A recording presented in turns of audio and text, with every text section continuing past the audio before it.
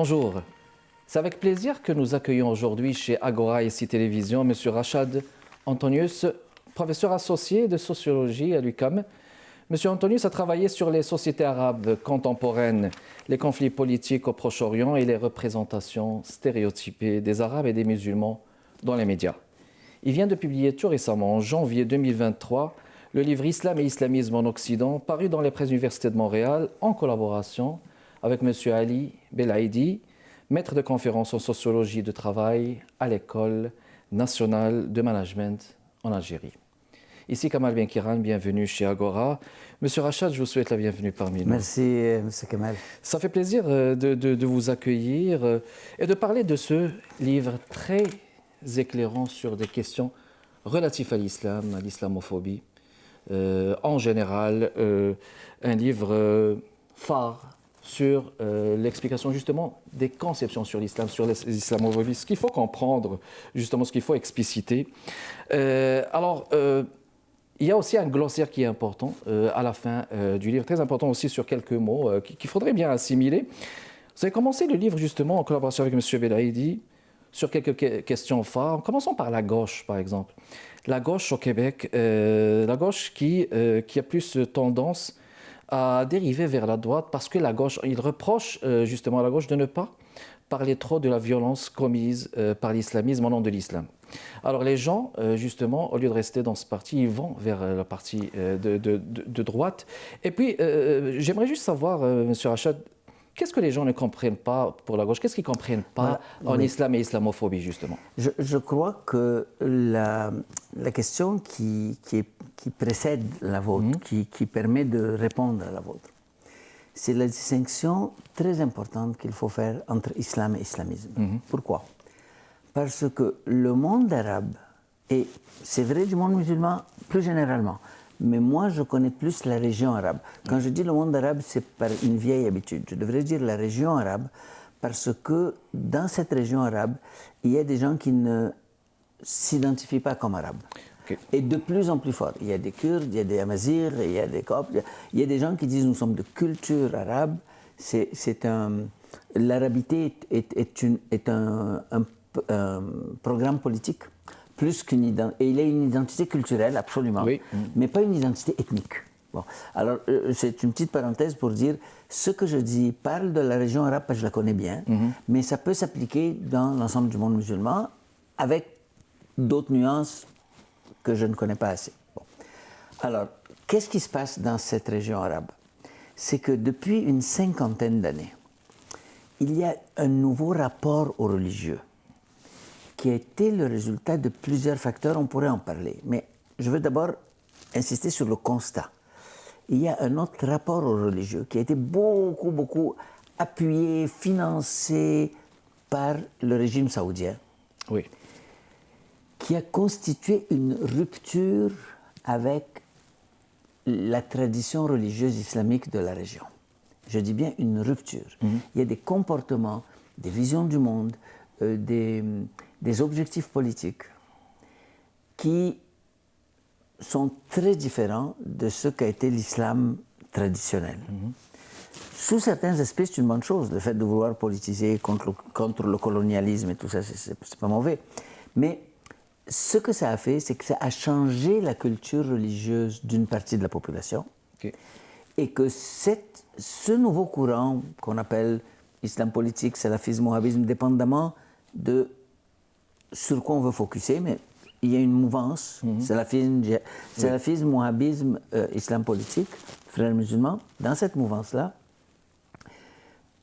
qui constitue une rupture, elle a une vision, pas seulement de soi, de l'islam, des musulmans et de leur rapport à Dieu, elle a une vision du rapport de l'islam à l'autre, à l'autre occidental, à l'autre arabe qui est moins pratiquant, à l'autre arabe qui n'est pas musulman, à l'autre qui n'est pas arabe mais qui est d'une autre... Bon, ça a changé beaucoup de choses. Bon. Et ça, dès qu'on parle au Québec, par exemple, d'intégration, d'acceptation de l'autre, d'ouverture, il faut qu'on tienne compte de ça. Alors, pour revenir à votre question de la gauche, c'est un écrivain américain qui a dit ça de façon très concise. Il dit « La gauche antiraciste en voulant défendre les musulmans, ils finissent par défendre les islamistes. Et la droite identitaire et la droite un peu coloniale qui veut attaquer l'islamisme finit par attaquer les musulmans en général. Et dans les deux cas, il y a une confusion, c'est cette distinction à faire entre l'islam et l'islamisme. Pourquoi faut-il la faire? À cause de la spécificité des 50 dernières années. Très bien, donc il y avait des spécificités particulières. Vous avez abordé 3 parties dans ce livre. La première partie, vous y allez avec l'aspect historique, justement. La deuxième, vous parlez de salafisme. Troisième, vous parlez des enjeux, justement... Pour les sociétés occidentales de et les immigrants. Voilà. Et les immigrants, tout à fait. Juste pour cette première partie, de l'aspect historique, l'émergence de l'idée de la califat et de la Oumma, qui est la communauté musulmane, justement, de manière générale.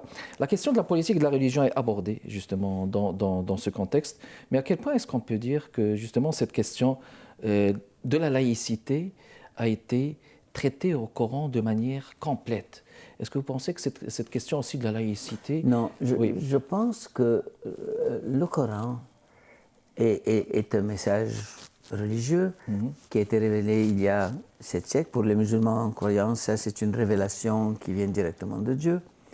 Et vous savez, une des choses qu'on explique dans le Coran, c'est qu'il y a 2 catégories de versets. Il y a les versets mécois et les versets médinois. Les versets mécois ont apparu au moment où le prophète de l'islam, Mohammed, était à la Mecque et il énonçait de nouvelles idées, de nouvelles valeurs. C'était des principes larges et la caractéristique la plus frappante des versets mécois, c'est qu'ils ont tendance à être plutôt très tolérants. C'est de grands principes axés sur les valeurs. Bon. Quand Mohammed a migré de la Mecque vers Médine, il s'est trouvé à devoir fonder une société politique. Et là, il y avait des questions à régler très concrètes. Là. Si on fait partie de ce groupe qui s'est formé, qu'on appelait les musulmans, comment on règle les questions du mariage, du divorce, des enfants, de l'héritage? Très bien. Donc, on va juste revenir sur ça. On va le faire après cette pause, mesdames et messieurs. Notre invité d'aujourd'hui, M. Rachad Antonius, qui a coécrit ce livre avec M. Ali Belaïdi, Islam et Islamisme en Occident. On vous revient tout de suite. De retour avec vous, mesdames et messieurs, à l'émission Agora, chez ICI Télévision, Kamal Benkiran avec vous.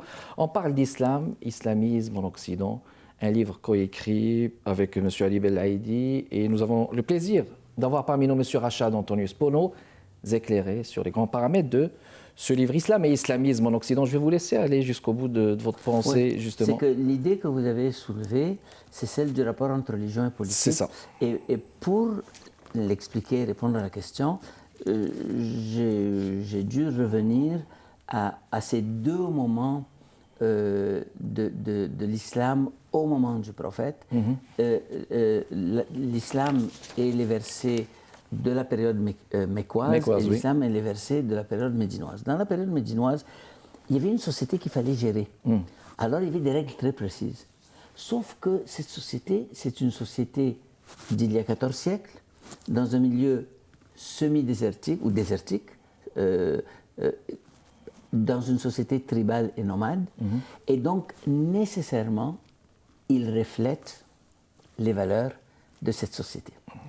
Et donc, en général, par la suite, les musulmans, et la raison pour laquelle l'islam s'est propagé si vite de l'Espagne à la Chine, c'est qu'il y avait un principe très important dans la jurisprudence. En arabe, ils appellent ça al-taysir wa laysa al-ta'sir, ou bien yassir wa la tu'assir.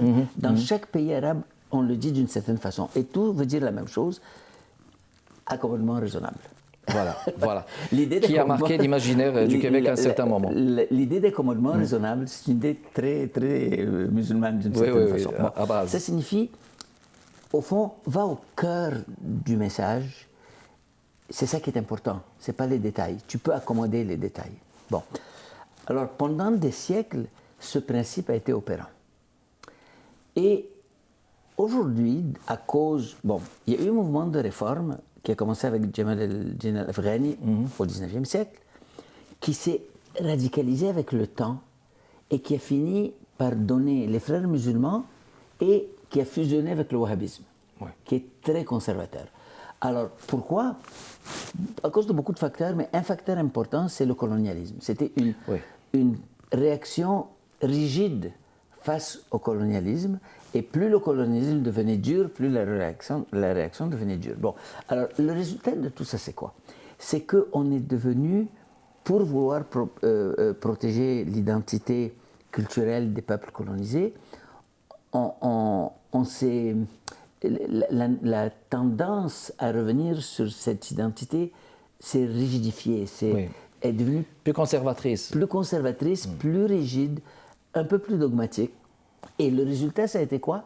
C'est que les versets de la période médinoise, qui donnent des règles très précises, il y a des gens qui veulent les appliquer à la lettre maintenant. Oui. Alors que il y a, je vais faire un petit détour, mais c'est intéressant pour les auditeurs. Je ne sais pas, beaucoup d'auditeurs ne connaissent pas un penseur musulman qui s'appelle Mahmoud Mohammed Taha, qui est soudanais, qui a été exécuté par le régime numérique. Et lui qui a dit, attendez, le Coran, il y a beaucoup de versets et des fois il y a des contradictions. Et ces contradictions sont reconnues au point que dans les facultés d'études islamiques, il y a toute une discipline qui s'appelle al-nasr, al-nasr ou al-mansoukh. Nasr, ça veut dire c'est quoi les versets qui abrogent d'autres versets. Et le principe qui a été retenu, qui est dominant, c'est que les versets, quand il y a une différence entre deux versets qui ne disent pas la même chose, le verset subséquent remplace le verset précédent. Oui. Sauf que Mahmoud Mohammed Taha dit, attendez, les versets subséquents sont les versets d'une société tribale du 7e siècle de notre ère, d'il y a 14 siècles. Ils ont tendance à refléter les valeurs de ces sociétés. Tandis que les versets mécois, qui sont précédents, eux, ce sont des versets qui énoncent des valeurs et des principes. Et donc, il a proposé que ce sont les versets généraux qui énoncent des valeurs qui ont précédence sur les versets spécifiques. Ben oui. Et ça va à l'encontre de la pensée islamiste des salafistes ou wahhabistes. Oui. Et donc, cette pensée-là de Mohammed Taha, elle est propagée par un de ses disciples, qui est un juriste, Abdullah Naïm, qui est aussi soudanais, qui vit aux États-Unis, qui enseigne aux États-Unis, parce que c'est un juriste dans les facultés de droit. Il est le disciple de Mohammed Taha, et il fait connaître cette idée que, au fond, c'est les principes généraux, les grandes valeurs qui doivent avoir précédence sur les affaires spécifiques. Petit détail, c'est ça le fond du conflit avec l'islam politique, c'est de vouloir insister sur les règles de dogme plutôt que sur l'esprit. Sur les règles de dogme, d'accord. On va y aller avec la deuxième partie. Là, vous parlez de salafisme, la question du salafisme, une interprétation fondamentale qui a été dominante pendant 12 des 14 siècles. Ce qui a été dominant pendant 12, c'est l'interprétation ouverte, traditionnelle. Exactement, jusqu'à 1950 en Égypte. Mais là, et le salafisme a pris le dessus après. Le salafisme a pris le dessus après, justement. Et il s'est produit une rupture, donc jusqu'à 1950, frères musulmans, apparition du voile, etc. Ce salafisme maintenant, M. Rachad, comment il se manifeste dans les sociétés contemporaines, surtout au Québec où l'on vit? Comment est-ce que vous le voyez? Alors, il se manifeste surtout par deux éléments. Un respect pointilleux de la norme religieuse interprétée de façon très rigide. Par exemple, l'obsession pour le halal. Le halal, c'est une chose, bien sûr, tout le monde qui est croyant veut être en conformité avec la religion, d'où la notion de halal. Et elle a été toujours présente. Mais les gens interprétaient le halal de façon générale. En gros, pour la nourriture, le halal voulait dire tu ne manges pas de porc et tu ne bois pas de vin. C'est le contraire de ça. Point. Tu ne manges pas de porc, tu ne bois pas de vin, ça, c'est la posture halal. Maintenant, le halal est devenu, il y a du tourisme halal, et des habits halal, et des emballages halal, et des modes vestimentaires. Alors, c'est devenu... un des aspects, pour répondre à votre question, c'est quoi la manifestation? C'est le désir de vérifier que chaque petit détail de la vie répond et conforme avec la règle stricte. Et donc, l'industrie des fatwas est devenue incroyable. Chaque personne a son cheikh favori et les gens envoient des demandes de fatwa par téléphone, par texto, par WhatsApp, par Messenger, disant « je suis dans telle situation, est-ce que j'ai le droit de faire ceci ou cela ?» Alors que l'islam, traditionnellement, a été un islam de tolérance, d'ouverture, Oui. de bon sens, Oui. de rapport à l'autre. Et ça a toujours été mal compris. Encore une pause, on revient dans les prochaines minutes, mesdames et messieurs, restez avec nous. De retour avec vous, mesdames et messieurs, on parle islam et islamisme en Occident. Bon, c'est le titre d'un livre là, écrit conjointement entre M. Rachad Antonius et Ali Belaïdi. On a parmi nous M. Antonius. Écoutez, c'est très intéressant ce qui est en train d'être dit lors de cette émission-là, justement dans les nuances faites. Et là, c'est tout un questionnaire. Moi, j'aurais aimé avoir avec mon invité plus de 50 à 60 minutes là, pour disséquer tout ce qu'il y a ici. Mais je vais y aller avec la troisième partie. M. Rachad, aux enjeux de l'islamisme au Québec. Vous vivez au Québec depuis plus de 5 décennies. Moi, depuis exactement 53 ans et quelques. Bon, 53 années, c'est pas rien là, on va le dire. Comment faudrait-il justement, dans ce cas, différencier entre le discours médiatique et le discours politique ici au Québec? Alors voilà, il y a une chose qui est malheureuse, c'est que le discours médiatique ici a été très réducteur et surtout orienté par un désir de sensationnalisme. D'après moi, je me trompe là-dessus peut-être, mais d'après moi, le désir de sensationnalisme est beaucoup plus important que le facteur raciste en tant que tel. Okay. Il y a beaucoup plus un désir de vouloir marquer les esprits en prenant des petites choses qui peuvent être vraiment très choquantes et les mettre de l'avant. Le discours politique a fini par refléter ça. Le but du livre était de dépolariser ce débat. C'est-à-dire, à partir du moment où on fait les distinctions et on tient compte des choses dont on a parlé durant les 2 premières parties, ben, nous on dit, ben, on vous propose une autre façon de voir ces débats, une autre façon de distinguer.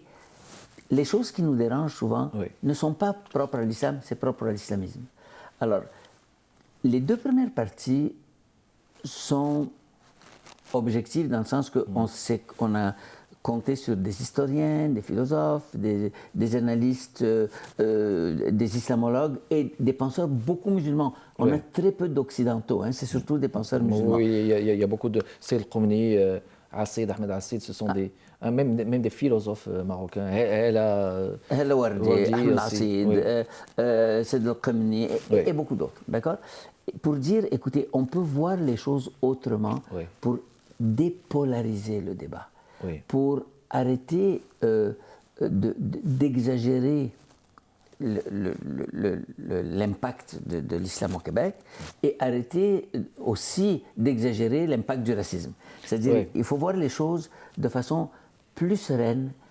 À long terme, c'est dans l'intérêt de tout le monde de le faire. De voir les choses de façon plus sereine et d'arrêter de tout mélanger. Par exemple, il y a des gens de gauche qui ont fait une vidéo où ils glorifient le fait qu'un jeune Marocain a redécouvert le salafisme. Alors eux, ils ne disent pas qu'il a redécouvert le salafisme, ils disent qu'il a redécouvert sa religion. En fait, ce qu'ils font, c'est qu'ils glorifient. Si on veut transposer ça pour comprendre ce qu'ils ont fait, c'est comme si on faisait une vidéo à la gloire des partisans de Trump. Qui retrouvent le christianisme. Et de là, on voit justement le rôle des médias qui est de sensationnaliser tout cela et de le rendre et de le vulgariser. Mais il est intéressant ce combat à mener, justement, M. Rachad, un combat contre l'islamophobie. Mais de votre point de vue, est-ce que c'est un combat qui doit être mené avec l'Occident ou contre l'Occident? Est-ce que c'est un combat qui doit être mené dans le fond, à l'intérieur de ce socle qu'est l'islam, justement par des musulmans éclairés? Quel est votre point de vue à ce niveau? C'est un combat multidimensionnel. Nous, on espère que ce livre va être traduit en arabe parce qu'on veut que beaucoup de musulmans le lisent. C'est une réflexion faite de l'intérieur. Ce n'est pas une réflexion extérieure et hostile. C'est une fête de l'intérieur. Maintenant, moi, étant né, ayant grandi dans un pays musulman qui est l'Égypte, Oui. j'ai connu l'islam serein, tranquille, tolérant, De cohabitation, des années 50 et des années 60. Oui, de Et j'ai multiconfessionnel. vu la différence avec l'islam salafiste aujourd'hui. Et par ailleurs, on vit en Occident, même les gens qui crient le plus au racisme, qui disent on est discriminé, ils insistent pour venir ici. Oui. Ça veut dire, s'ils sont vraiment, vraiment, vraiment tellement discriminés, ben, pourquoi on continue à vouloir vivre Oui. dans un pays où on nous discrimine, Où l'on nous est, humilie? voilà. Alors, ça veut dire qu'il y a des gains, il y a des choses à gagner ici. J'ai déjà entendu des musulmans croyants, pratiquants dire, mais au fond, le Canada, avec ses programmes sociaux, son assurance santé, ses programmes de chômage, d'une certaine façon, met en œuvre des principes qui sont propres à l'islam. Oui. Tout ce qui leur manque, c'est la shahada. Oui. Voilà. Mais alors, il y a cette option. Donc, pour revenir à votre question de base, je crois que l'islam fait maintenant partie du Québec et de l'Occident. Ce n'est plus quelque chose d'étranger. Et donc, on a intérêt, on est pognés ensemble. Oui. C'est comme un mariage, donc on ne peut pas, où le divorce est interdit. Ben, on ne peut pas se dissocier, là. On est pognés à vivre ensemble. Oui. Okay? Qu'on soit musulman ou occidental, ou musulman pratiquant, non pratiquant, musulman ahmadi, musulman soufi, on est pognés à vivre ensemble dans ces pays occidentaux. Oui. Donc, on a intérêt à dépolariser, pas dépolitiser, mais dépolariser le débat, que ce ne soit pas aussi polarisé, trouver des terrains d'entente, trouver des moyens de dialogue. Il y a des êtres humains raisonnables de chaque côté du débat. Oui. Il faut arrêter de démoniser l'autre, que ce soit les gens de droite qui démonisent les musulmans ou certains activistes musulmans qui démolisent l'Occident en disant bah, c'est juste l'islamophobie. Oui. On doit essayer de trouver une voie de dialogue pour trouver un terrain qui permette un vivre ensemble harmonieux parce qu'on est pris à vivre ensemble pour des décennies. Mais il y a justement ce rapport au religieux, parce que pour trouver un terrain d'entente, justement, pour le vivre ensemble, il y a ce rapport au religieux qui devrait être aussi bien considéré au regard de ce qu'on vit en termes de crispation. Ce rapport au religieux, en quelques minutes, on en a parlé en quelques secondes. Moi, je me fie beaucoup aux réflexions qui sont faites à l'intérieur des sociétés arabo-musulmanes, où il y a des gens qui réinventent ce rapport, c'est-à-dire qui veulent revenir à un rapport au religieux beaucoup plus serein, et sortir de ce nouveau rapport au religieux qui a été créé par le wahhabisme et le salafisme. Exact. Et la porte de sortie, elle est là. Oui.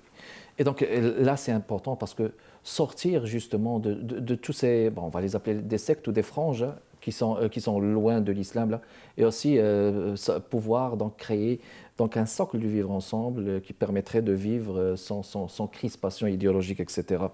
C'était tout le temps qu'on avait. Merci beaucoup d'avoir accepté notre invitation, M. Rachad Antonius, qui a été avec nous, qui a coécrit avec M. Ali Belaïdi, Islam et Islamisme en Occident, paru chez Presse Université de Montréal, janvier 2023. Merci de votre continuel intérêt, mesdames et messieurs. Prochain rendez-vous, jeudi à 15h30 chez Agora, ici Télévision. Au revoir.